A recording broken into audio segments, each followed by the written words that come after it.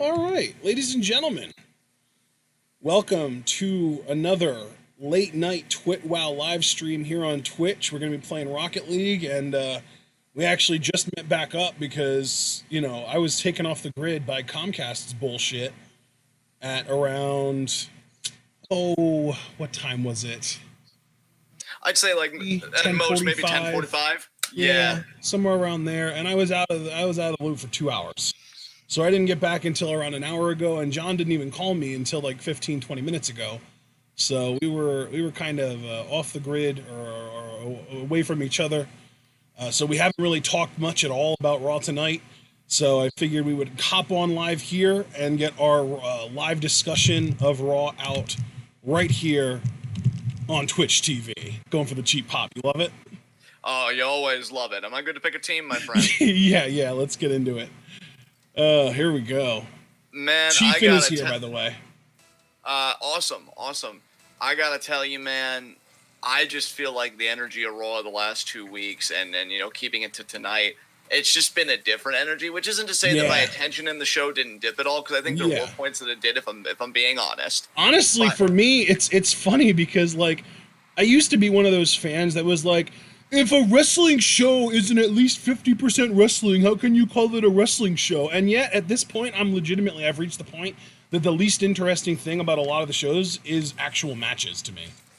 Yeah, that is very interesting. I mean, dude, we got some great content tonight. I mean, Ruby's return. Yes. So heartening to see. She looks great. Immediately inserting herself into a program with Liv Morgan, who I think will also benefit tremendously from this. What an upgrade from the fucking Lana feud, which I'm hoping is over. Please, for the love of sweet mercy. Well, it's kind of funny because if it is over, Lana was the one that got the last laugh because she got that face buster in at the end of the Ruby beatdown. Yeah, but I gotta tell you, man, I mean, I know you were stoked. I'm gonna pass the ball over to you, metaphorically speaking, at least, on the idea of this program. How do you feel about Ruby and Liv potentially feuding? Oh, man, I'm really excited about it. I really think Liv is underrated, believe it or not. Well, maybe I shouldn't say believe it or not, because it seems like thinking Liv is a really good wrestler and at least a really, really good seller and bumper is like an unpopular opinion, which I find weird, but apparently it's not that popular of an opinion. By the way, I did want to talk about chat briefly. I saw Mark was here, and Scott, aka Kid Coheed, is also here. Yeah, very cool. So it's good to see you guys here in chat. But yeah, man, I feel like Liv is a super underrated worker, which is funny because, like, she's really not the type of worker that I'm normally into, because she is primarily trained by WWE, and normally I don't really go for that, style. But I guess she must have learned a little something because she's on that, like, Sasha Banks ragdoll selling train, and I love that. I mean, to me, Liv to me, honestly, is nothing but upside, because I think her look is fantastic. We already talked about how people have invoked comparisons between Liv's current aesthetic and Felicia Hardy, aka Black Cat, in the Spider-Man universe. Yeah. Which I think, again, it's the same way when you used to talk about Santana Garrett having affinities to Wonder Woman, and how you capitalize on that. And Ruby, bro, you want to talk about people that and that's the thing too, is like I've talked about Liv initially because I feel like Ruby is good enough that, like, I don't really need to talk her up anymore. Like, I've been praising Ruby Riott for probably years at this point, talking about how underrated she is, talking about how she's one of the best complete package wrestlers the WWE has, as far as just, like, somebody that can really work well in the ring and put on great matches and can work a stick at the same time and has a great unique look. Like, she checks all the boxes. I love Ruby. And the fact that Liv now is going to get an opportunity to work with her, it's actually really fun. Like, I'm kind of with you as far as, man, I've just been enjoying Raw lately, which I haven't really been able to say that in a long time, I feel like. But yeah, man, I've really been into Raw these last few weeks. It's really been doing it for me. And it's funny because during Liv versus Lana, when Liv won as quickly as she did, because she won that thing in like 90 seconds, I feel like. She won so quickly. And when she won so quickly, I was immediately like, okay, now get her better competition, and here we go. Here we go, baby. It's like the skies opened up and Ruby Riott descended. I will just say very quickly to kind of put a pin in this, at least on my end, I'm totally cool with Ruby doing this to kind of reestablish herself because it is so personal and it is something a bit meatier than, say, if she just randomly attacked Natalya, for instance, and maybe resumed that feud or whatever. Yeah, I was going to say the last thing we need is more Ruby Natalya. Which, Ruby getting buried under Natalya's thumb. Yeah, despite the fact that Ruby consistently tried to bring the best out of that feud. And actually got Natalya over at one point. Yeah. And I will say, like, and the one comment I wanted to make, kind of piggybacking off of your comment about Liv, I've always felt that Ruby, I wouldn't say that Ruby was necessarily underrated by the fans, but I think she was underappreciated by the company, and that's something that I've been saying pretty consistently. Oh, God, okay, it's going to be not in. Okay, whew. And that's right, I got to remember, we're not going to just, like, quit as soon as they score like that. Yeah. Just going to keep on trucking. So, yeah. Mark just did hashtag retire Natty 2020. I am on board, brother. Yeah, honestly, we'll get to her later because there was definitely some bullshit tonight that, wow, I am pinging like crazy right now. Yeah, so if we give up any goals, I apologize in advance. Yeah. But, yeah, we'll get to Natalya later. But oh, yeah, she took Asuka to the limit tonight. That pissed me off, too. Yeah. But I'm just really excited for Ruby and Liv. I think it'll be a great feud for both of them. It should be the kind of feud that gets them both more over and in a higher position on the card than when they initiated the feud, if done right. Which, you know, honestly, given that I have been enjoying Raw lately, I won't dismiss that possibility out of hand. You know, I'm I was gonna say it depends on who the Raw Women's Champion is at the end of the feud, but if the stars align and the Raw Champion happens to be the opposite alignment to the winner of the Liv Ruby feud, that's our next challenger. Yeah, absolutely. So very excited for that. So, what else? It wouldn't surprise me at all if it was Shana, though, and Ruby wins the feud, so it wouldn't necessarily work out that way. Yeah. But, although, dude, I will say, I'm starting to see some fan backlash on Becky on Twitter, and she was giving off some serious heel vibes tonight to me. Yeah. Oh, dude. I just have a lot on my mind about the, Kabuki Warriors and Becky, so I thought we could table that for now, kind of build to it. But, beyond Liv and Ruby, obviously we opened Raw tonight with Randy Orton, who he just feels like, I feel like Randy is actually invested in this program. I don't know if it's because of how close he and Edge are, outside the ring. And it's like, oh, man, I get to be the first program for, like, his return, and that's huge, or what. But I feel like this is something he can really get invested in.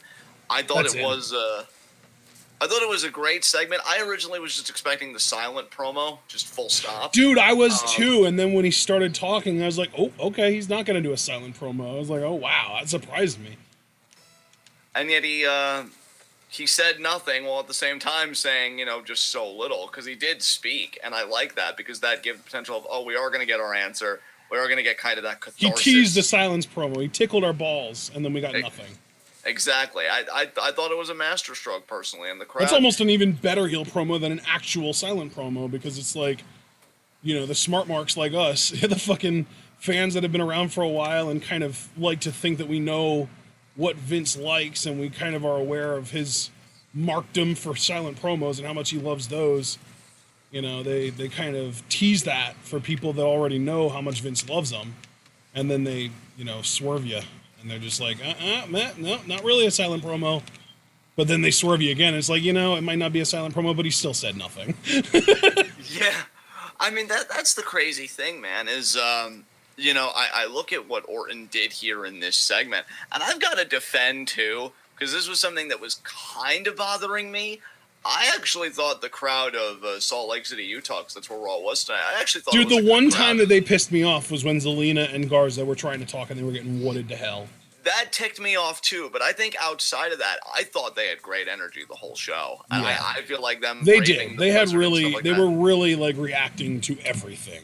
I mean, I respect that they endured the blizzard and stuff like that. Like, they weathered through it to get to the arena, and then they still showed out with the energy. Like, I don't know. If I'm the backstage, I'm like, yeah, Utah gets another show in the future. I would definitely want to, like, go back there. And again, like you, I was ticked off by the Garza Zelina segment, which was so good, and we'll get to that. But what did you think? Man, that's what I'm saying, though. There was so much good on Raw tonight. I really enjoyed the show. I'm going to pick a team. But what did you think of Orton's opening segment? Were you vibing with it? Were you kind of like, eh? You feel like it was... You know what, dude? It was solid, but I think what really made me happy about the execution of it was, believe it or not, commentary afterwards. Yeah, I thought Lawler in particular, who I'm very sparse for praise, but I feel like he did pretty well. Yeah, talking about how, he thought Randy Orton was pure evil, but now he's thinking maybe he's got some remorse and stuff like that. I was like, yeah, that was a really good job by Lawler. That would be a more interesting wrinkle to take, because traditionally, the heel, when they do something that barbaric and heinous, they don't have any remorse. Yeah, dude, I was waiting for Orton to be, you see, I've got this disorder. Yeah. And then one jackass in the crowd, erectile dysfunction? No, not that disorder. IED. That might go in. I might have to follow up here with a shot, because it'll bounce off the... Yeah, there we go. But no, I think it would be a fascinating thread, given their history, and given that I believed Orton when he said last week, like, Edge was always the one that, like, pulled me out of holes that I dug myself into. Yeah. If it's like, I didn't want to do what I did to you, Edge, but it was a necessary evil because I couldn't permit you to go on like this. Almost like a twisted form of, like, love and brotherhood, like, me taking you out was the right thing, because what were you really going to do? How were you really going to go out on your own terms that didn't make you look sad and pathetic, say, or something like that? Like, I don't know. I just think it could be an interesting thread to follow. Or he could, like, double down and be like, nah, I enjoyed it, and I'd do it again. So we'll see what he has to say about that. But I don't know, man. What Raw segments tonight jumped out at you that you really want to discuss? Because I'm down for whatever. Yeah. You know what? Really, since we brought it up and we haven't really touched on it yet, let's talk about Zelina and Angel Garza and Humberto and Rey and all that stuff. Yeah, I mean, brother, I want you to have the floor on this, because I know we both love Angel Garza, but I would say that you're the bigger fan between the two of us. So how did you feel about all of this going down? Like, walk us through it. I mean, yeah, it was when Garza's music hit and then he came out with Zelina, I was on cloud nine for sure. And then I also love that they openly acknowledge the fact that Garza is Carrillo's cousin. I loved that. And, like, I really thought we were just going to get a match between the two of them, but then Garza, like, assaulted him, and he went for the DDT on the concrete, and obviously Rey came out then. And then I got even more excited, because, like, Carrillo's good, but he doesn't really have the credibility that Rey has. And I think Garza technically did beat Rey via referee decision. But there's also a chance that Rey won by DQ. I don't know. I don't think they were very clear about the actual winner, or if they just want to say, like, no contest. Yeah. You know, man, I gotta say, one of the littler things that I really liked about this, I love that finally we have, like, an active manager with more than one client, yes! Zelina, and no one deserves it more either. No one, I mean, obviously people are going to talk Heyman, but he's had multiple clients already. Like, he had Cesaro, he had fucking Ryback that one time. He had Curtis Axel. Yeah, Curtis Axel, you gotta love it. And he managed Curtis Axel into the Intercontinental Championship on his father's birthday, so. Okay, yeah. My ping got really bad there again. Apologies, everyone. And, was it your ping, or was it a connection to the server? Because I think I'm getting a little jitteriness, too, now. It was definitely my ping in accordance with my stat thing. It's stabilized now. But yeah, like, just the idea that she has more than one client. And I feel, too, like, I know we've been talking about how we've wanted forever at Los Ingobernables, like, US kind of thing. Shit! But, aww. We okay over here? Okay, I just gotta get back and go. And, like, I could see Garza and Andrade, like, getting along, whereas I always felt like with Paul, like, it was fucking night and day between I'm managing Brock fucking Lesnar and I'm also managing Curtis fucking Axel. You know? But it's like, I feel like there's a greater affinity in ability and ego and stuff like that between Andrade and Garza that, like, really makes the potential synergy very exciting between the two. Javaris did a highlighted message. He said it was basically a way to write Ray off because Ray and several others pissed hot. But from what I understand, the one out of Southern California that pissed hot was Samoa Joe, not Ray. Yeah. Ray was good this time because I know Ray got I suspended. mean, we don't know for sure that Ray didn't piss hot, but you know, I saw that tweet talking about how, you know, it's something in the water in Southern California, and a lot of people thought, oh, Rey Mysterio, but Joe is from SoCal too, and we know he's suspended. Yeah. So I don't actually know about Ray. But, you know, if that is the case, you know what, man, like, just because I've been enjoying Raw the last 2 weeks, I'm going to choose to look Is there confirmation out there, by the way, that Ray is suspended? Because I haven't seen anything about that. I haven't seen anything about that, but what I was going to say was I'm going to choose to look at the positive in this, and that the more guys, especially top spot guys, because Joe was in more of an upper card feud to me, you know, feuding with Seth Rollins and the Big Heel faction. And if Ray's that case, like he was working with the, you know, the young Hispanic talent that was being groomed. But, I mean, they've got a bunch of hungry guys and girls in NXT that, you know, if you're going to piss hot and you're going to waste your spot for 30 days or however long, you know, like... We get Angel Garza on TV. We get Angel Garza on TV. We get people that would kill for your spot. And, you know, they may not have to because you might have just, you know, taken yourself out of the game. Yep. So I'm going to look at the positive in this and say that because WWE is so saturated with talent in this particular area. Dude, Scott said some reports are saying, oh, shit, that's high. Sorry, I had an eye on chat. That was probably my bad. But Scott said that some reports are that Owens, Joe, and Ray all pissed hot. Shit. But, like... I don't know, though, because they still made Owens look really strong tonight. I have a hard time believing they would make him look that strong if he did. And they had him, like, screw Seth over, I mean, in a roundabout way, because, I mean, Seth was still competitive, but, you know, him and, I think Eric is what fucking Rowe, or, Rowe. Yeah. His name now. Yeah, that's Eric. You know, yeah, they had Eric and Owens take out, like, Seth's disciples, AOP and Buddy Murphy. I'm so sick of all this speculation. I just want to go by what's confirmed, you guys. I would just like a published list by WWE.com. These are the talents that are suspended, and if that's true of those guys, I will be honest. Now Javaris is saying that it's Ray, Joe, and Rusev. We didn't see Rusev tonight. I would say there's more credulity to that than Owens. Yeah. But again, I would just. But we also didn't like. We also don't have any actual proof yet that Ray is even suspended. Right. I mean, then again, though, the only leap, the only comfortable, like, educated leap people could take about Ray being suspended was the Hammerline DDT that Garza performed right on the concrete. Right, which would be a way to write him off TV the way that they did with Andrade. That would make sense. Exactly. And we already know that Joe got a legit concussion last week. So him being out. Honestly, it's kind of convenient that Joe got suspended at the same time that he had a concussion. I'm almost starting to wonder, like, did he really get a concussion, or was that their way of writing him off TV?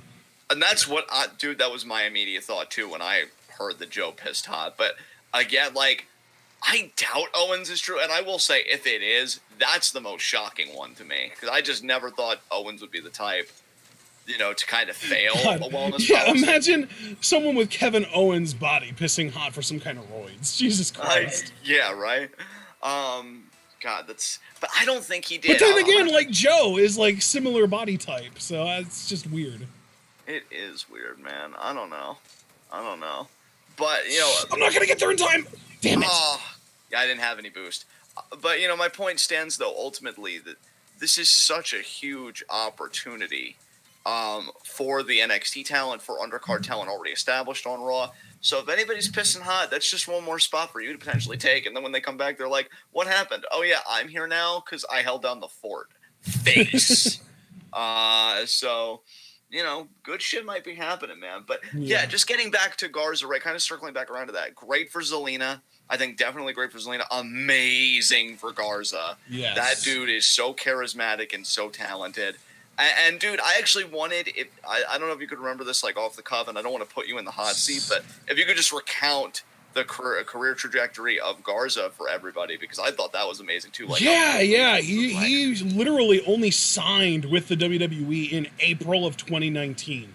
That is how fast-tracked this dude has been. He signed with the company in April. He debuted on NXT in June. On June 26th, I think it was his NXT TV debut. And he's already on the main roster in February of 2020. Like, this dude is getting fast-tracked out fuck, and he deserves every bit of it because he's amazing. But here's where I am just beaming, right? Is not only obviously do I co-sign 150% to everything you just said. He deserves it. He's talented, this and that.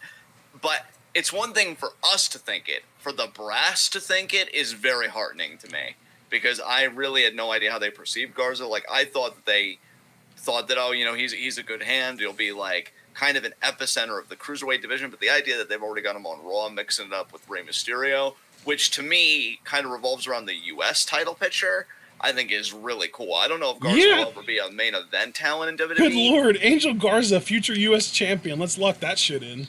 Fuck yeah. But I mean, hell, you know, WWE, as I've gotten older, I've really, you know, grown less sour about, like, people that I like not being main eventers, and I just want them to be really good in their spot. And and get really featured regularly so that we can just see them a lot. Yeah. I want a really strong IC champion or US champion again, because I miss when those mid-card titles had performers that made them feel like they mattered. Because as you know, we've said, and people in the industry have said, you know, the man makes the championship, and Garza can make a championship. He's that charismatic. He did with the Cruiserweight title. He made me care about it. Yeah, and that's why I wanted him to hold it longer until, you know, discount Finn Balor was like, nah, I'm gonna take this. Yeah, like, I understand that they had to take it off of Garza because he was coming to Raw the following week, or 2 weeks later or whatever. But, like, you put it on the worst option in that match. Just put it on fucking Swerve. I mean, hell, dude, why not? Because I know people have even been, like, saying this, even though... And hell, if they had to put it on an NXT UK guy, put it on Travis Banks! Yeah. Please! He's so good! And he beat Jackson Yikers! Yeah, he did. He did beat Yikers. How are you going to have a cruiserweight beat a bona fide heavyweight and then not win the cruiserweight title? Come on. I will say, too, going back to the potential suspensions for just a millisecond, I would be disappointed if Ray... no, that's going to go in, isn't it? No, it's not. Awesome. I would be disappointed if Ray pissed hot for a second time in his career, because I believe his first violation was in 2009. And, you know, and that's when he dropped the Intercontinental title, which he was having a great run with that, to John Morrison. And then Morrison had to kind of finish out the Ziggler feud, or at least kind of create a feud with Ziggler, because Ray and Ziggler were having their series of matches. This time around, it became like more Dolph Ziggler versus Universal or Intercontinental Champion than anything. Yeah, like, that's the frustrating thing about when Ray violates the policy, is he always seems to be doing really quality work that's building the future. The first time he was, you know, feuding with Dolph kept getting in these title matches, and it was building the story that Dolph, like, finally beats Ray, which seems like a very babyface story, but obviously Dolph was the heel, and becomes Intercontinental Champion. This time around, it really seemed like he was grooming, like, the next generation of Hispanic talent, and I was loving it. You know, him working with Carrillo, being an ally, his obvious feud with Andrade, and now this stuff with Garza, which I thought was really about to take off, turns out we may have to press pause for a second because Ray got DDT'd on the concrete, and we may not. I don't know. But it's looking like it to me, because if you're using the same narrative device that wrote Andrade off, you know. Yeah. A implies B and all that fucking jazz. Yeah. I mean, the thing that I am excited for, though, is, like, a month from now when all these guys are out of their suspensions. Although, I mean, you said Ray, it was his second, so he might be 60 days. If he is suspended, which, again, we don't know for certain that he is. Yes, we do not know that, so I don't want to go stating anything as fact. You know, we're not fucking Meltzer over here. The only thing we know is that Joe is suspended, and it's his first, so it'll be 30 days. Yeah. And we also know that Andrade has been suspended for a week now at this point, so he's going to be back in 23 days. Already missing you, Andrade Daddy. Yeah. But I'm excited, though, for when these suspensions clear up and we can get a proper tag feud, Angel Garza and Andrade versus Carrillo and Ray. That's going to be a lot of fun. Those matches are going to be insane. I think the trick, dude, really is going to be how do we keep like the pulse of this feud going without some of its seminal players on TV? Which I mean, Garza and Carrillo are the only ones left, so it's going to have to just run through them. Yeah, and that's going to be very interesting. I don't know. Maybe there are ways you could spice it up. Like, oh, we decided to align ourselves with Seth and his discipleship for one night, and Carrillo has to run with, maybe War Raiders. And I would assume Kevin Owens, because I don't think Kevin Owens is out. Maybe to get across the finish line, they're going to have to temporarily intermingle with other feuds. I hope not. I hope that they're able to kind of pull it out. Maybe they get involved with like someone else. Like maybe Ricochet gets involved because we know he can work that crazy lucha style. And yeah, but he's going to be busy with Brock for the time being. Well, for the next few weeks, yeah, that's true. That's fair. You're right. So that's why I'm saying, like, it just seems like we circle back to the problem of they're going to have to do something, because if they're just left to the two of them, there are only so many avenues you can exhaust. I mean, you could do like 1 week you could have them both beat lower card guys. Just kind of build to like these guys are both really good, legit. Then another week you could have them, maybe do like a beat the clock challenge or something like that. You could have them face each other in singles once, maybe twice. And by the time you get through all that stuff, Andrade will be back, I was even going to say one route that I could think of now. I know the immediate objections to it, that it would seem obvious, this and that. But I would even think if you really just wanted to constrict it to the two of them, why not do like a best of 5 or best of 7 series between Carrillo and Garza? Winner gets Andrade for the U.S. title. Zelina would be in favor of it because she's managing the champion regardless if Garza wins. Yeah. And Carrillo already has history with Andrade, so even though you know that it's a feud that's gotten really personal because Carrillo, kayfabe-wise, took Andrade out. So if you wanted to keep it to the two of them without it getting stale because you have stakes embedded in it, I'd say do a series for contendership. You have Carrillo go over, and right as he wins, Andrade returns, attacks Carrillo, reasserts dominance, and bam. Yeah, exactly. Did you just say reinserts dominance? Well, yeah. Well, actually, I think I did just say asserts, but I mean, it wouldn't be wrong either way, So, yeah, I think I'm into that. But just to circle all the way back around so we can put a pin in this and move on to our next Raw talking point, I thought Garza and Rey interacting was fantastic. I thought Garza interacting with Carrillo was fantastic. And I will say, even though I did not like Utah, specifically Salt Lake City, crapping on Garza and Zelina, I did like the pop that Carrillo got for cutting them off. Yeah. Crowd definitely seemed to be behind Carrillo there. Definitely. Yeah, that's the thing, man, is that like they were getting wooded, but they were also getting some legit heat, especially Garza. Yeah. Yeah, for sure. Garza got heat just for not shaking that random dude in the crowd's hand. And so, I think it's going to be great. I think it's going to be an undercard feud that's going to hopefully make a lot of people and really develop a lot of people. I'm here for it. I think it'll be a lot of worthwhile content going forward. But speaking of worthwhile content, I got to tell you, brother, this Drew McIntyre kind of faceisms, face mannerism, really doing it for me right now. He's so good and he's so over, and I love it. Dude, it feels so right, dude. Like, I think it's because of how good we know he was in NXT as a face, as like the face of the company. Like he really came off as the face of NXT at that point. Yeah, and dude, I just everything about this thing. So he comes out, and first of all, I love this because I think he was the only babyface to do it tonight, to my recollection. Again, there were points that I admittedly tuned out, but he thanked the crowd for braving the blizzard to be there, which I thought was really cool. I will say there were still a couple people that I saw in the crowd thumbs downing Drew. Yeah, but you know what though? I feel like the overwhelming majority was like feeding off of his energy and giving him energy in kind. You're always gonna have a few naysayers, like for any top face. I feel like maybe Bryan was universally beloved. I don't know. Yeah, I never saw people thumbs downing Daniel Bryan. But I feel like, I think for people, maybe it's still going to be an adjustment. Maybe they just don't believe that Drew can beat Brock or maintain this momentum. But I did love how he carried himself, talking about WrestleMania, how he's going to use his secret weapon, the Claymore, to kick Brock's oversized head off his shoulders. I love that he looked at Mojo Rawley and he said, "Oh, Mojo, I'll deal with you in just a second. And I want you to know, when I put this microphone down, in 3 seconds I'm going to Claymore your head off. And you know, Mojo. And he totally did it too. Yeah, that's what I love too. A babyface that. It might have been even less than 3 seconds, really. Yeah, he didn't even get out of his ring jacket. Like, yeah, that's what I was laughing about. Was like he took his jacket off after he won the match. He won the match in his entrance gear. I mean, if that doesn't scream dominance, I don't know what does. But yeah, it's like that charisma is finally bursting forth. There's just an energy and a vitality to his promos as a face that's just so welcomed. So welcomed. Yeah. After the stagnancy, you know, to me, of his heel work.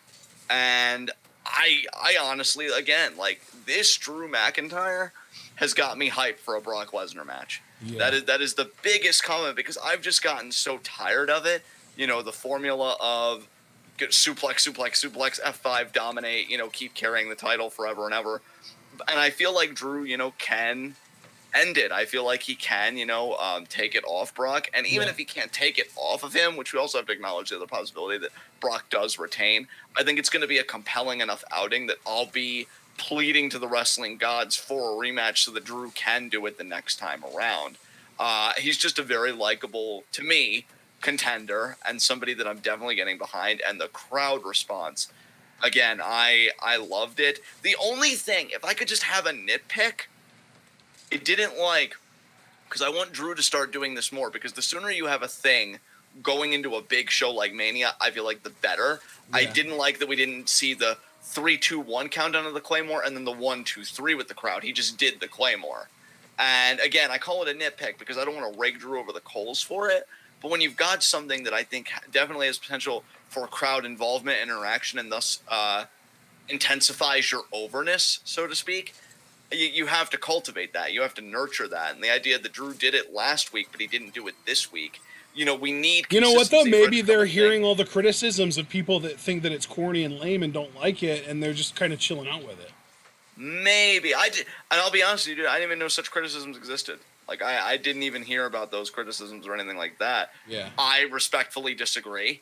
But we'll see what happens. And you know what? I would love to see it, though, at Mania, because a guy like Brock looking vulnerable and being on a countdown clock to his own destruction, there's just something very appealing about that to me. And cathartic. Absolutely. Either way, though, I trust Drew to make the most out of this road to WrestleMania. And I'm so fucking ready for this. I think it's going to be just amazing. So I love that segment. Thought it was great. God, man, do you want to talk about fucking Asuka now? Because, like, Jesus Christ. I thought Asuka had a good night tonight, man. I'm not a big fan of the fact that Natalya took her to, like, however long they went. Like, you know, if the answer is anything longer than 90 seconds, it's too long. But, I thought Asuka had a good night. She did tap Natalya out at a certain point after, you know, she won the match clean. And, you know, she's getting another match against Becky. And Becky is so arrogant right now. It's almost got me thinking, like, are they planting seeds for a heel turn, or did they just want to give her that little extra confidence to beat her? Like, I don't know. Like, they've got me. It's weird. I am more prepared to predict that Asuka will win the title at the Saudi Arabia show than I was at the Royal Rumble. Because at the Royal Rumble, it was like, there's no way. Becky's getting her win back, etc., etc. Those of you that want Asuka to win, I get you. I'm totally with you. But those of you that actually predict it are fools, in my opinion. But now going into Super Showdown, I don't know, man. I'm really, like, Becky's really cocky. She's really, like, she's not taking Asuka seriously anymore. She talked about how, you know, beating you gave me superpowers. She toyed around with Kyrie like she was nothing. There's a gut feeling that maybe they're actually going to put the title on Asuka. I don't know, man. I'm convinced that the WrestleMania Raw Women's title match is going to be Becky versus Shayna. But if they want to keep Shayna in NXT until after WrestleMania, maybe they'll put it on Asuka now and have Becky win it back at Mania. I don't know. Yeah, because, God, there's so much to unpack here. First of all, just getting my personal bias and hurt feelings out of the way first. don't like how Kyrie's been treated, and she even tweeted tonight, like, she likes to tweet in emojis and stuff, and she tweeted an invisible man emoji, which I took to mean that she feels invisible throughout this whole thing between Asuka and Becky, which I find very interesting. I wonder if she'll be the one to turn on Asuka. Because everyone's expecting Asuka to turn on her because Asuka's the more natural heel, and, you know, we're waiting for Kyrie to return to her natural state as the sweetest babyface alive. But I wonder if Kyrie will turn on Asuka because, you know, she feels overlooked. You know what I mean? Yeah. Oh, if only we had 2 more seconds. Yeah, man, I've been wondering that too. I've been wondering a lot of things. Oh, and now Chiefin is saying Asuka versus Becky is next week on Raw, not at Saudi Arabia. That makes me double down. That makes me think that there's an even better chance Asuka wins, because that would mean that she would have an even longer reign if she would take the title to WrestleMania. And it's not a house show, which is basically what the Saudi shows are. So I'm telling you, man, I'm telling you. Oh, God, I want to predict that Asuka's going to win so bad, but I still am so convinced that it's just going to be, you know, long, hard match. Becky gets misted, fights through it, wins, and then Shayna shows up. Yeah, see, okay, so let's really pick a, because can I pick a team before I really get into this? Okay, so I've already kind of aired my grievances. I hate how Kyrie's been treated, you know, on the sidelines. Yeah. I even feel like she hasn't really looked like as Asuka's equal even before the concussion at TLC. But I think ever since post TLC, I don't know if it's just like kid gloves, which in a way I can understand and respect. I can't be too mad about caring about a person's welfare. But she did have a match with Becky only a little bit ago, so I feel like she's good to go. So, like, what the fuck? But regardless, when it comes to Asuka herself, I'm all down for Becky Asuka 3. In fact, I think it's necessary. They each have one victory over each other apiece. And I feel like when you have 2 women that kayfabe-wise are this credible and this talented, I mean, talent is a non-kayfabe thing, but you get what I mean. As accomplished as these 2 are, yeah, let's definitively find out who the better person is. So here are my concerns per, like, your excitement. You know, Asuka winning the title and Shayna getting involved. One, with Asuka winning the title, that really makes me wonder what's going to happen with the women's tag titles. Because I know that they've never been a priority for the company, but I feel like they were really gaining momentum after the Kabuki Warriors turned heel and won them, because they got them in the main event of TLC and this and that, and they were doing like a lot of great stuff with them. So I hate the idea that, again, women's tag titles regress, especially too, and that is kind of adjacent to my, you know, Kyrie bias, because that is half hers and she is involved in that. Well, and it's the only time that she's involved, because otherwise it's just Asuka as a singles competitor, because for some reason they don't give Kyrie singles matches. Yeah. I mean, they gave Kyrie that singles match, I want to say again, like, what, 2 weeks ago against Becky, but like, you know, it's few and far between relative to the matches that Asuka gets. Right.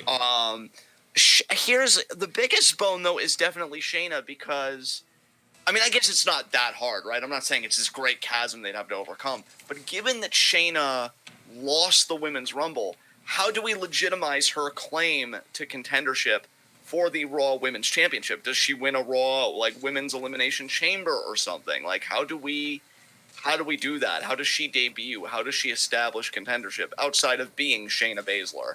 That's what I was going to say, is like she just shows up after Becky beats Asuka next week and says, hey, you know, I proved that I was the best champion between me, you, and Bayley back in November at Survivor Series.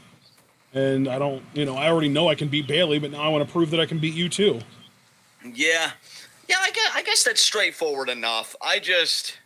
You know, because I know you and I have really been vibing with Raw lately, and I don't just want them to do things because they can. I want narrative mechanisms in place. You know what I mean? That it's like, yeah. So you get what I'm saying. It's funny, like, because I'm much more willing to forgive them for doing things without logic behind it if it's a thing that I want them to do and will like. Yeah, that is true. That I obviously feel like anybody. And Becky Shayna is one of those things that I want them to do and will like. Definitely. And the other crazy thing is, though, if you are right about Becky becoming more heelish, which I'm very careful in the invocation of that term, simply because we know the last time, like, WWE tried to commit to a Becky heel turn, how, like, unequivocally that was rejected in Universal. Well, yeah, that was when she was still vulnerable, though. They're trying to make her arrogant and cocky. And do you think the crowd's taking the bait in your mind? Yes. Well, dude, look at the responses to WWE's tweet about Becky accepting Asuka's challenge. I did not see them. So lots and lots of people hating on Becky then right now. Interesting. And it is funny because I think crowds naturally gravitate to vulnerable acts, which is why I feel like the Kabuki Warriors, even though they were the heel act at TLC, were getting more face pops than Becky Charlotte, because these are very clearly the underdogs, and Becky and Charlotte are clearly the dynasties of the match. You know, it's like Punk told John Cena, "You are now the New York Yankees," and that's Becky. She's now the New York Yankees. Yeah. But here's the thing, though. How do you make Shayna Baszler vulnerable, or at least like likable relative to Becky? Because I feel like she's more innately. Well, no, heel. see, that's my thing, dude. I'm saying, like, to me, how do I explain this? It's, oh God, I legitimately don't know how to explain this. I feel like they might be building Becky up right now so that someone can knock her down and make her vulnerable again. Like, she's in this super arrogant place right now, but I really don't think it's going to last more than a couple weeks. You know what I mean? Like, yeah. Even next week, I could see one of two things happening. A, I could just see Asuka beat her and just take her down off of her own pedestal immediately. Or B, I could see her have a long, tough match with Asuka, and then Shayna comes out and chokes her the fuck out, and that humbles her too. Yeah, you know what I was thinking too? And see, I hate my own idea. Let me just express that right now. Like, I hate my own idea with a passion, but I just like gotta share it because it's like it's in there now. But like, if you really wanted to make Shayna like the big bad for Becky, Becky's biggest obstacle was Asuka. With the way they've already treated Asuka, I honestly would have Shayna just for the 1 week, like, deal with Asuka like nothing. Like, I don't want to say a squash match, but like almost make it look easy for Shayna and be like, this is the woman you were worried about. This is the woman that you let rent space in your head for God knows how long. And she was like, you know, I handled her like that. And then just really make it seem like, oh God, I'm in it now. Like, I'm in deep shit now. Yeah. You know, I feel like Shayna, not just for Becky, but for that whole fucking locker room, has the potential to be everything I think they wanted Ronda Rousey to be, but can actually carry the fucking load. And like, that's exciting to me. That's really exciting to me. And I do feel like Becky and Shayna are on a collision course for Mania. I know people like want Kyrie. To me, I'd be lucky if Kyrie Mania amounts this year either to a successful title retention for the women's tag titles or her winning the women's battle royal. You know, one or the other. Yeah, dude, I was even going to say earlier, I would love it if we got like an actual assortment of women's matches around Mania season, if not at Mania, because we could very easily get, you know, all 3 women's titles on the line. We already know we're going to be probably getting that because we're going to get. I'm hoping that we're going to get Becky, Shayna, Sasha, Bayley, and Rhea, Charlotte. Right. So those 3 matches, I'm not going to say they're a full lock, but they're close to a lock. If Sasha can't get back in time for WrestleMania, I would imagine it would just default to Bayley, Naomi, and I wouldn't complain about that either. Yeah. But then toss in Liv Ruby. Yeah. And here's the one that I would be most excited for, Kyrie Asuka. Yeah. Because, dude, I'm really becoming increasingly convinced, because we still don't know Kyrie's contract status, whether she re-signed or not. But if she did, dude, I am convinced 2020 Asuka and Kyrie are feuding. Because just the way that Kyrie's been neglected, again, that tweet where she feels invisible. And, oh, by the way, and again, I'm not saying like I'm a, you know, fucking decryptor or translator or whatever of emojis, but not only did she do the invisible and shrugging, like, what are you going to do? I'm invisible in this. But she did like a bunch of volcano emojis, like blowing, almost like she's going to blow. Yeah, that's what I'm saying, dude. That's what I'm saying. I think she might turn on Asuka, not the other way around. Yeah. Because I always thought, I'm going to pick a team if you're okay with that. Yeah. I always thought the heel turn would come, like, they lose the tag titles and then they lose the rematch. Because I don't think you ever turn, like, initially after losing the championship. But the rematch, you know, Asuka helps Kyrie up and then she misses her in the face. I've always had this vision of, like, Kyrie being the one to get the mist as, like, the ultimate severance between her and Asuka. But it would be interesting if Kyrie turned on Asuka first. I don't know how that would be received, though. Because, again, like, we know how good Asuka can be as a heel. I honestly, dude, I think it would be received really well, because you've got to just think about it this way. Main roster crowds, right? Yeah. Asuka is, I've said it before, she is forever over. She will never not be over. And if you pull the trigger on turning her face, if anyone on the main roster can get Kyrie Sane booed, it's Asuka. Yeah. I'd have to agree on some level with what you're saying, because that forever overness I'm taking for granted when I more or less suggested that Shayna squash her to really show what a threat to Becky she is. Right. Because I can trust that you can do anything to Asuka and she's still going to be beloved by the people. She's bulletproof. So, yeah. So in a way, I'd almost have to agree with your assessment just by my own assertions of what should be done with Asuka and what should be done with the Raw Women's Championship more broadly. So, I mean, I'm open to it. Because I just want to see Kyrie get more work, and I want to see her do big stuff. But moving on from Becky Asuka, which we know it's going to be next week now, which means I'm super psyched for Raw for the third straight week. I feel like it's too early to talk about the triple threat and Ricochet, even though that is interesting. What else is there to talk? I feel like there was another thing to talk about. Elimination match was good. I love how heroic Kevin Owens looked in the last stand. Him against those AOP and Buddy Murphy. That was a solid matchup. I'm trying to think what else there is to, because we freaked out over Garza. We talked about Becky Asuka.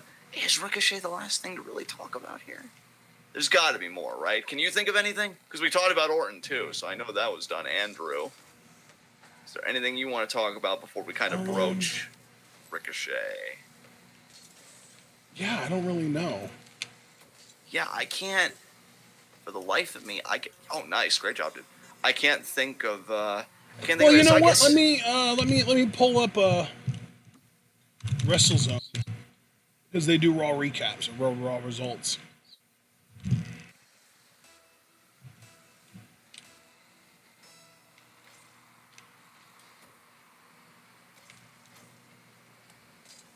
But I guess in the meantime, just so there isn't any dead air, yeah, I mean, shit. Well, didn't have any boost, and I was in a bad position there. But yeah, Ricochet, Lashley, Rollins was a really fun triple threat. I quite enjoyed that. Talked about the Orton. We talked about Liv Lana. We talked about Drew beating Mojo. Yeah. Who beat Eric Young this week? Alistair Black, right? Oh, yeah, Alistair. So Alistair was something we didn't talk about, because I actually liked his promo. How did you feel about his promo? Because I thought it was a bit different. Yeah, it was really interesting. It was different for sure, no doubt about that, but it was interesting. I didn't really know how to feel about it, and to this moment, I still am not entirely sure if I fully liked it or not, but at the very least, it was intriguing, and the crowd kind of hung on to every word, so I can appreciate that.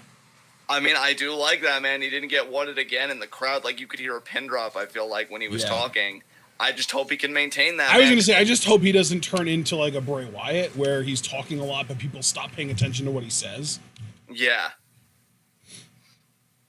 By the way, one big thing that we haven't talked about yet is Charlotte. Oh, yeah. Well, brain and, suppression and all that jazz. Charlotte, yeah, exactly.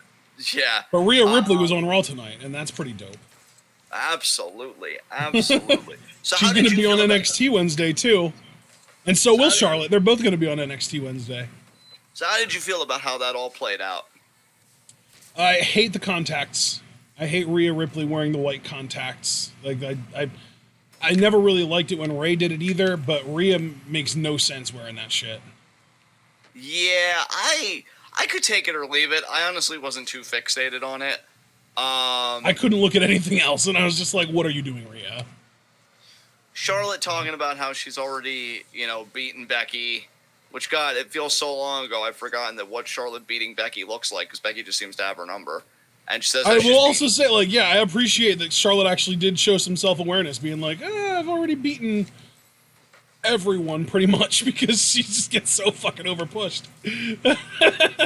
You just had like a deep cutout, and you came back and overpushed. I was like legitimately afraid that your internet disconnected again. Oh, no. Okay, well, shit. We're still live. So, anyway, okay.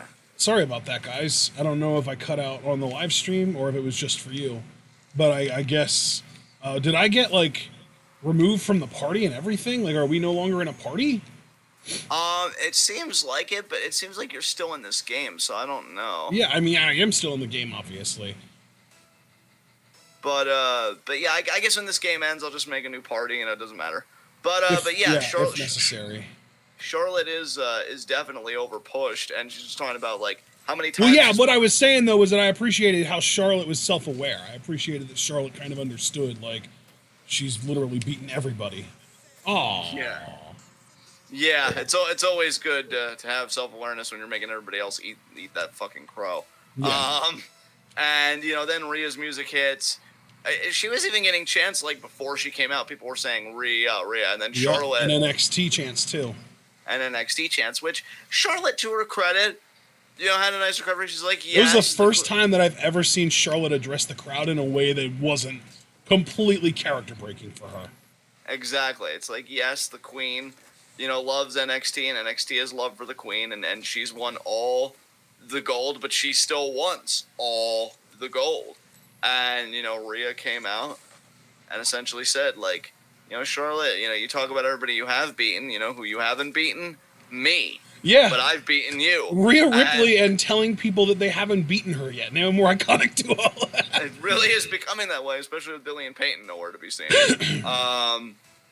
And yeah, Rhea, again, much like Shana, laying down the gauntlet, wanting to goad Charlotte into using her WrestleMania title shot against her. Yeah.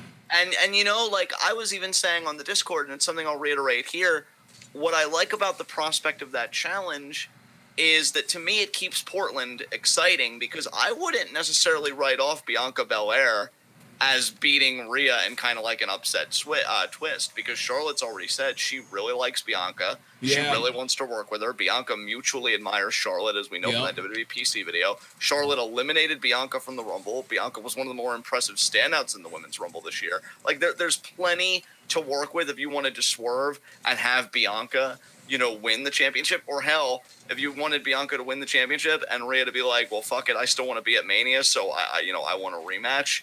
And we do a triple threat, which I personally wouldn't like. I like championship matches to be more one-on-one. See, now that would not bother me one bit. I would really enjoy that, and especially because then you could do, for WWE, because how they like to protect Charlotte, you could have one of the NXT girls pin the other. Charlotte can be in the match and give the girls the rub of like credibility that comes with the name Charlotte Flair, even though she doesn't deserve it. And then she doesn't have to win the NXT title, but she also doesn't have to get beat either. So I would like that. Yeah. I would like the triple threat. That would be cool to me. I guess the point I'm ultimately coming around to is... I'm glad I held off there. I almost hit that ball into our goal. I guess the point that I'm coming around to is I wouldn't treat as a foregone conclusion like Rhea Charlotte WrestleMania, because I could very easily see Bianca upending all that. And again, not just because I like Bianca Belair, I listed my reasons why, and I think they're all tenable. That she could have the collision with Charlotte, which I also think would be, you got EST versus the Queen. I feel like that's marketable in its own way. But yeah, I enjoyed this first interaction. I like that it didn't end in physicality, which I was like low key a little afraid of. Like I thought Charlotte would be like, oh, you're not going to disrespect me, my house kind of thing, and it would break down. I like that it was just really like a talking thing. Came off really well, I feel like, and.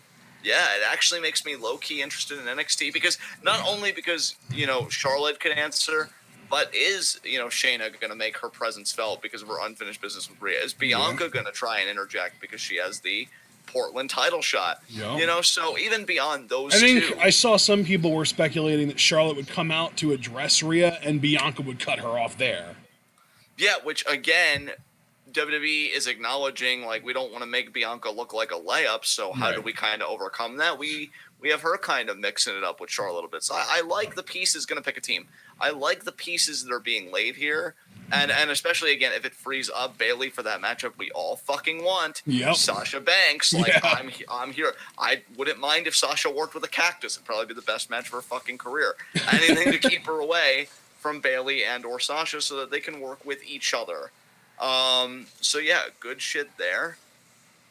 Again, with Alistair Black, interesting promo. I don't know if I was vibing with it as much as the promo last week, which I thought was really good, but I did like the line, and here I go, because I said I liked it, and I'm probably not even going to paraphrase it correctly, where he said that, like, his opponents would be consumed by the shadows cast by the Black Mass. That line fucking set me.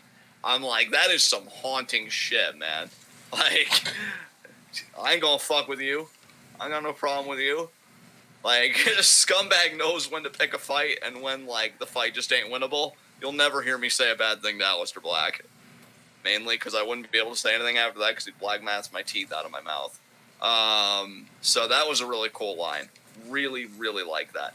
Everything else, like the whole tangent about, like, you know, parents telling people, you know, you can be whatever you want to be and how that's false, but that, like, he's a person that was told he could be anything he wanted to be. Like, I honestly couldn't really make sense of it, so it was kind of Bray Wyatt-esque. It's funny that you... I think it was kind of this idea that he became what he wanted to be, and that is, like, the dude that's kicking people's head off right now.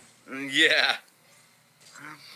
But I'm telling you, man, his look, his charisma, if he doesn't let the mic stuff get out of control, like if he can, you know, keep it reined in and stuff, and not become a Bray Wyatt, like there is so much potential there. Holy shit. And well, it's not really up to him. It's up to the fucking script writers, you know? Yeah. Less is more with a character like that. So I am really excited. I want his first big feud. Because, like, I know he did the work with Murphy, and that was great, but I'm talking big feud. Like, with somebody that, like, is instantly going to make him, put him on the map, whatever. Like, I want it. I'm ready for it. I'm fucking ready for it. Oh, I thought you were going to say I want his first big feud to be against and then name someone. But you're just saying you want it. You just want it no matter who it is. I thought he'd be working with Seth and his disciples by now. Yeah. Maybe they're still holding off on that. But if that's really not the... Which, like... It's the slow burn, brother. It's a Paul Heyman special. I mean, one nitpick about it, and again, I will call it a nitpick because I have been enjoying Raw lately, and I don't want to, like, you know, bring the fucking, you know, fires of hell down upon it and bring the hammer down upon it.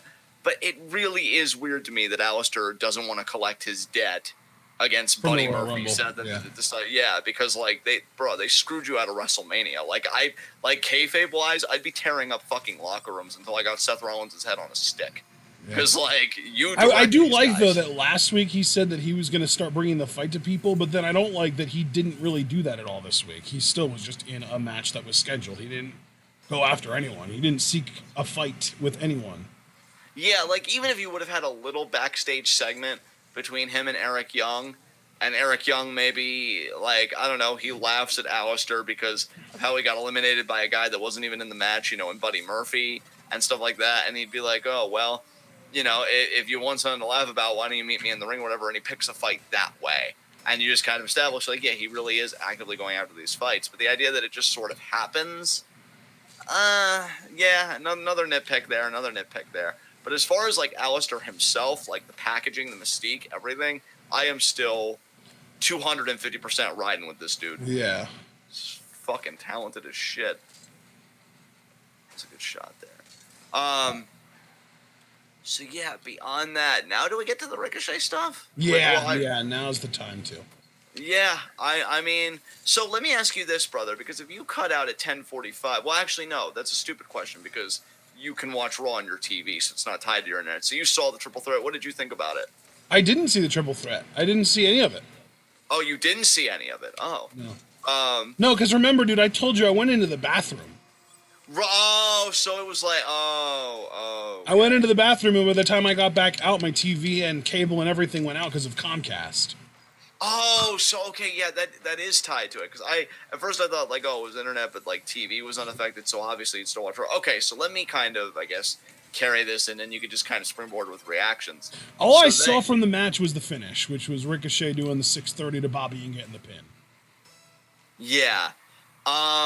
Seth cut a promo beforehand talking about, you know, how it was time, you know, because... I heard that, because he said about how he was going to beat Brock again, and then the crowd was, like, booing him, and then he said, it's funny, I said this exact same thing at this time last year, and you all went crazy for it, and now things have changed. Yeah, so Seth once again pointing out that we were the villains the whole time. And yeah, the match itself was fine. Again, what I liked about it on one hand was it definitely continued the narrative beats of Seth and his discipleship against Kevin Owens, Viking Raiders, stuff like that, because Kevin and Eric came out after Buddy and AOP came out to kind of lay waste to Lashley and Ricochet. Kevin and Eric came out and they kind of evened the odds. You know, used steel chairs, fought them through the crowd. I think it was a segment that Salt Lake City received very well, or like an interlude, I guess, that they received very well. And then when it got back to just the triple threat itself, all three guys were very competitive. Lashley, I think, had some impressive power moments. Oh, damn, that kind of snuck up on me. Were like spine busting Ricochet and stuff like that. And commentary was really building up. Lashley, he came back to WWE for a match with Brock. It's been like his main goal was like getting a piece of the beast and stuff like that. So they were really building up. Like if Lashley was a babyface in this, I really would have considered him like a favorite with how commentary was talking him up. I was only able to write him off because he's currently in the midst of a heel run here. Yeah. Ricochet had some great hope spots. That looked great, and I like King. It might have been a bit much, but you know what though? I remember as a kid commentary being very similar, and me getting sucked in. So I kind of think about like, well, what's the young kind of wrestling fan going to think about it? And maybe they would receive it like I did back then, or maybe they've even smartened up. I mean, hell, I know kids that don't get scared by haunted houses anymore. Maybe wrestling has a similar effect. Maybe soon we're going to be seeing a 7-year-old being like, man, these people are such marks. But, just King kind of downplaying Ricochet. And he even had like a great line where it's like, I can understand Brock being worried about Lashley because, look at his power and look at the size. I can see him worrying about Seth because Seth beat him before. But does he really have a need to be nervous about Ricochet and just like really saying like, there's no way he could win. There's no way he could win. And then he was shocked when Ricochet won. Yeah, Lawler was on point on commentary tonight. That's cool to hear. Yeah. I mean, because like I told you, even he apparently hates it. So we're all miserable with Lawler on commentary, including Lawler. But it was a good night tonight. And I will say, too, Ricochet's win, because you and I were kind of talking about this before the stream, which is, I think, what kind of made me down to want to do it tonight, was I think Ricochet's promo chops are going to be like his biggest hurdle in making any of this compelling. But the little promo that he had about how, like, he knows he's like the odd man out, but he's going to show that he had a line about adversity that I can't quite remember, but more or less. Are we talking about Ricochet now? We're talking about Ricochet now, yeah, the little promo he had tonight. I remember he had a line about how he doesn't have the power and strength that Lashley has, and he doesn't have the plan, the game plan that Seth Rollins has, but he's going to show that determination can overcome all that stuff. He was talking about how he had the determination. Yeah. So I like that. It was straightforward enough. And it worked. He was right. Although I do find it kind of hilarious that Ricochet, of all people, is trying to downplay his natural talent, as if he isn't one of the just freakiest athletes in the entire business. Yeah. And I can spin 630 degrees in the air and land on my back clean every single time. Yeah. But I'm clearly the underdog in this. Yeah, that basic shit, the kind that you do every day. Yeah. But no, I gotta say, to Super Showdown's credit, with Ricochet getting this win, again, pinning Lashley, which, was definitely smart because he is lower on the card compared to Seth, who's in, one of the biggest Raw programs right now. Super Showdown is really shaping up because we got Ricochet versus Brock. We got Dirt Sheet versus New Day for the tag titles. Oh, yeah. Yeah, things are happening for Super Showdown. I'm very pleased with how this card is kind of formulating. And now we're going to get Goldberg on SmackDown this week. Yeah, I did not know that. That's going to be interesting. You didn't know that? Yeah, dude, they advertised it. Yeah, so didn't you kind of predict that, the Fiend would interrupt and we'd get maybe Fiend Goldberg at Super I didn't predict that at all. I said, are we getting Goldberg Fiend? But I didn't predict so you asked it more as a question. Yeah, okay. I just wanted to clarify, because I know you mentioned Fiend and Goldberg. I didn't predict anything, though. I have no clue what to expect from a Goldberg appearance, man. Yeah, I mean, last time, we got the match with Ziggler, so... the last time we did TV and stuff. I actually forgot about that. Oh my god. Yeah. Oh, Dolph. But yeah, Goldberg. I don't know if it is Goldberg Fiend. I guess just again because you are what you're booked in wrestling and presentation matters. Fiend taking care of a guy like Goldberg, even at his advanced age, I think it could look good for the Fiend. An extra win never really hurt anybody. Oh, shit. That's gonna... maybe not? Nope. Okay. All right. So, yeah. I'm gonna keep an open mind to it for sure. But Super Showdown's looking low-key kind of promising. I'm hoping it's not, the fucking shits. So we'll see. And, as it relates to Ricochet Brock, I mean, Brock laying Ricochet out with an F5 immediately after his win. Yeah, that's cool, though. That makes it seem like Brock feels threatened. Yeah, which runs counter to Or it could just be that he's pissed off because Ricochet helped eliminate him from the Royal Rumble with a low blow. Yeah, kicking him in those nuts. But that was just payback from Brock low-blowing Ricochet in the first place the week prior. Super Showdown, Ricochet versus Brock in a low blows match. But yeah, Brock having that urgency with the F5 and everything, it also kind of runs counter to Lawler's point, like, oh, does Brock have anything to worry about with Ricochet? Well, clearly Brock, the fucking champion, thinks so. So, yeah. Imagine a low blows match, but it's not exactly what you thought it would be. It's actually verbal low blows. And Ricochet's just like, oh, I'm sorry, Brock, what happened? Did your MMA career get cut short because of diverticulitis? And then Brock's just like, oh, I'm sorry, kid. What's it like in the mid-card? I wouldn't know. They just take verbal low blows at each other. Like, oh, that was a low blow. Then Ricochet could be like, nice gut, Brock. That promotion from Jimmy John's going well. And then Brock's just like, nice voice, Ricochet. Did you get it from your sister? Yeah. Oh, man. But you and I were even talking before going live on this stream. Okay, that's going to be high. And, I was even saying, like, I know I joked about, like, Ricochet getting, oh, fuck you, whoever hit me. I joked about him getting, like, massacred at Super Showdown. But, given Brock's tendency to more put over the smaller guys, like, when he worked with Eddie. Yeah, he sells for most recently. For sure. Although, not always, because, like, let's not forget that he did squash Kofi. And I'm not even talking about the recent world title match. I'm specifically talking about the match that they had on, like, one of those, like, big-time house shows. I think it was, like, one in Japan or something like that. Yeah, it was in Japan, yeah, because I know exactly the one you're talking about. It was, like, Beast in the East, I want to say, right? Yeah. Yeah, like, he doesn't always put over the smaller guys. It really depends on their position in the card. And, Ricochet isn't on the same level as, like, Balor, Styles, and Bryan. Yeah, but I do think Heyman has taken... Oh, I wanted to hit it. Yes. I do think Heyman's taken a shine to Ricochet. Yeah. So, because I feel like Ricochet is part of that Heyman core for Raw, Maybe I'm wrong about that.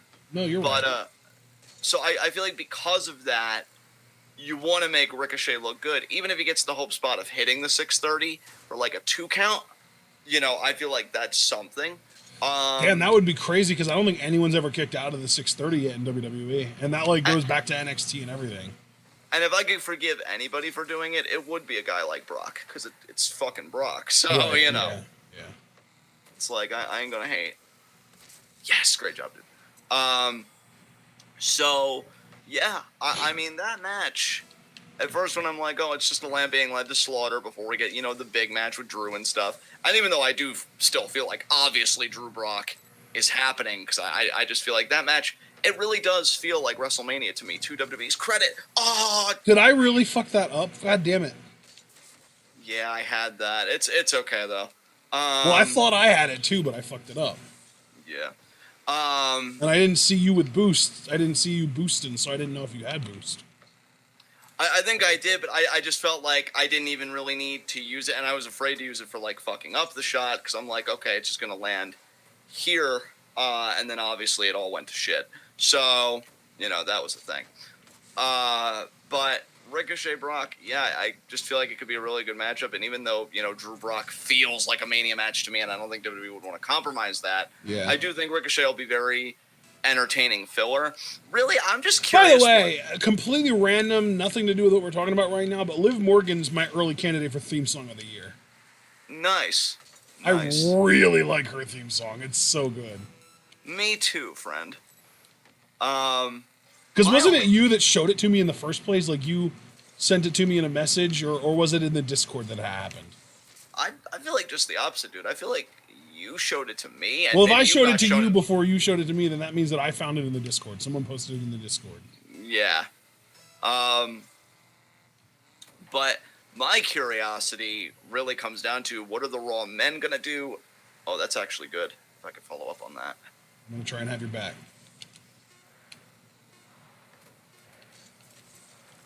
Oh. Well, that's a dream deferred. No. Time run out. Yes! That's a dream 13-0, baby. There you go. But yeah, I'm just really curious what the Raw men are gonna do for Chamber. I even suggested in the Discord I would still like a Raw men's Chamber match, but it's for the challenger after Mania. This way you get on that advanced booking shit, which I feel like is never bad. So yeah, but dude, we've pretty much talked about Raw. Do you want to call? And I was gonna say, and we just got 13-0. I think that was our first double-digit shutout of the night. Maybe not. It's the first one that stands out to me. Yeah, but yeah, so man, I think we can call it here. All right, guys, thank you very much. How many? Because I didn't check in on chat at all. How many live viewers did we have? Was it? Just I didn't check on it either. Really, I had OBS pulled up in the background, but that just shows chat. It doesn't show live viewership. Right now, we have 9. Very cool. Very cool. I know the first time we did one of these late night streams, we got up to like 17 at one point, which is kind of crazy. Yeah, thank you guys so much for coming out. I wanted to ask you, Ashton, what's the plan for tomorrow? Are we doing New Japan stuff tomorrow? What's going on? Yeah, man. We're going to be doing Shingo Goto and then ZSJ versus Ospreay for the British title. And we're going live. Didn't we agree to go live at 6 with that? Yep, 6 o'clock. Yep. Okay. So, yeah, guys, we'll see you live at 6 tomorrow for those live reactions to New Japan content, which should be freaking amazing. And I'm going to hand it over to Ashton to take us home. Yeah, absolutely, guys. It should be a lot of fun tomorrow. We hope that you all enjoyed this little Raw discussion and the Rocket League gameplay if you're here for some visual stimulation as well. And, yeah, it's going to be a lot of fun. Those 2 New Japan matches, especially Shingo Goto. Like, I'm sure Zach Will's going to be a fucking clinic, but you know I love me some strong style forearms and lariats and chops and shit. Like that, like never open weight style is definitely my favorite style of wrestling in the world outside of maybe lucha. But yeah, it's going to be a lot of fun. We're going to be going live at 6 p.m. Eastern time tomorrow to react to those 2 matches specifically from the weekend. And then, of course, we've got NXT Live Reactions Wednesday. And let me actually pull up our schedule because I did just update it over the weekend and post it. And then we get... Wait, that's not right. Oh, that's right. We're doing our first ever Stardom preview. Well, not first ever, because I think we did one before for the 5-star. But we're doing our first ever Stardom preview and predictions for a single show for the Way to the Major League show that's coming up on the 8th. We'll be doing a preview predictions to that on Friday, right before SmackDown at 6 p.m. So we've got 2 6 o'clock in the evening recordings this week, as well as NXT. And then next Sunday, so 6 days from now, on the 9th, we will be live reacting to the full New Beginning in Osaka show, which is just stacked to the gill. Bro, have you seen New Japan's New Beginning in Osaka card? No. Oh, I want your reactions to this match lineup. Are you ready? Okay. Okay, we're doing this live. So the first match is Manabu Nakanishi's final match. It's his retirement match. And it's him, Tenzan, Kojima, and Nagata versus Taguchi, Hinare, Honma, and Makabe. Decent enough. And then immediately, IWGP Junior Heavyweight Tag Team Championships, Roppongi 3K defending against Kanemoto and Desperado. Very cool. Then we've got a special 8-man tag, Ibushi, Tanahashi, and Finjuice versus Chase Owens, Yujiro, and G.O.D. Very cool. Excited to see more Ibushi. He's been growing on me immensely lately. Dude, I don't know if you heard, but G.O.D. beat Finjuice for the titles already. Oh, shit. Well, that reign lasted. Yeah. They're back to being tag champs again. Then we've got a special tag match, Ospreay and Okada versus ZSJ and Taichi. Very cool. And then we've got a special singles match, Sonata versus Jay White. Ooh, now see that's got me excited. Yeah, and then we've got a triple main event, and it is a triple main event because you're not going to convince me that any one of these matches is not a main event. Hiromu defending the IWGP Junior Heavyweight Championship against Ryu Lee, formerly Dragon Lee. Epic. In the rematch that broke Hiromu's neck the first time. Well, not the first time, but the most recent time. Yeah. Then we've got Moxley Suzuki for the U.S. title. That's going to be fucking bonkers. And Naito Kenta for both championships. Yeah, that's a solid fucking main event card. That's crazy. That's fucking stellar, dude. Yeah, and Javara said Ibushi may not be on the show because of the flu, but I've actually seen some very recent images of him working out, and he seems to have recovered from the flu, so I'm not worried about it anymore. Hooray, Ibushi! Yay, Ibushi-san! But yeah, man, seems like an epic card. And when are we covering New Beginning in Osaka again? A week from yesterday, so it's in 6 days, Sunday the 9th. Okay, sweet. Yeah, and we'll be going live with that at 5 p.m. So okay, because I'm expecting it to be like a 3-hour show, like maybe give or take a half hour or so. Yeah, there you go. So yeah, sounds great, guys. Like yeah, it's gonna be epic. Yeah, absolutely. I'm very excited about that, but I'm also really excited about NXT on Wednesday, and I'm really excited about the 2 New Japan matches we're going to be live reacting to tomorrow, and I'm really excited about the preview predictions for the Stardom Korakuen show. Would you like to hear that card as well, my friend? Sure. Because I don't want you to make any predictions now, because obviously we're going to be doing preview and predictions on Friday, but I can run down the card and you can just give me reactions to how you feel about the card. Sure. Oh, shit. Give me a second to actually find the card. Holy shit. I'm surprised it's not on Cage Match yet. I'm shocked by this. It's probably on the World Wonder Ring Stardom schedule, though. Let me click this. Let me also pull this up. Stardom, here we go. Here it is. Okay. So we have got, let me get down to the bottom. Tag team. Oh, wow. Tag team gauntlet match. I'm surprised this is a gauntlet, but yeah, we've got a tag team gauntlet match. Hina and Rina, and there's 5 teams. Hina and Rina versus Layla Hirsch and Death Yamasan versus Saya versus Starlight Kid and Tam versus Zoe Sky and Jamie Hayter. Interesting. I'm gonna call it out like this far. Kid and Tam are winning that thing. Yeah, it was my initial gut instinct too. Yeah, we'll talk more about it on Friday when we do our proper preview predictions. But just like long shot. Oh, and I'm actually seeing here that there will be another match before that: Leo versus Itsuki Hoshino. Yeah, that'll be like the dark match, but it'll be it'll still be on Stardom World. It'll be match 0. But then yeah, we've got the 5-team gauntlet match. Then we've got the top 3 members of TCS, Hana, Jungle, and Konami versus Natsuko Tora, Saki Kashima, and Natsu Sumire. Very cool. Then we've got the Artist of Stardom title match, Momo, Utami, and Azumi defending against Julia, Shuri, and Maika. That's going to be epic. Donna del Mundo. Then we've got Arisa defending against B. Nice. And Mayu defending against Sari. Ah, yes. Very excited for that double main event. Yes, so it's going to be a fun preview and predictions that we can do on Friday. We'll be doing that at 6 as well as tomorrow's New Japan matches. That's going to start at 6. So we hope you're all looking forward to that. If you're seeing this on YouTube, be sure to like the video, subscribe to the channel, and click the bell icon if you're not. And then also go over to Twitch and follow us there. Click that bell icon, and you can also subscribe on Twitch if you're interested in a few little perks that come with the subscription thing. Or if you want, you can also subscribe with Twitch Prime. Those are, the different options. You can also follow us on Twitter, like our Facebook, buy our merch on Teespring, donate to our Patreon, and share this channel and video with all your wrestling fan friends and let them in on the best kept secret in the YouTube wrestling community. That's right, we are TWitWoW, and we are the workhorses of the YWC. I already gave y'all the schedule, so I don't need to prove it any more than I already have. We hope that you're looking forward to New Japan and NXT and our Stardom preview, and most importantly, we hope that you are all able to remember to stay tuned.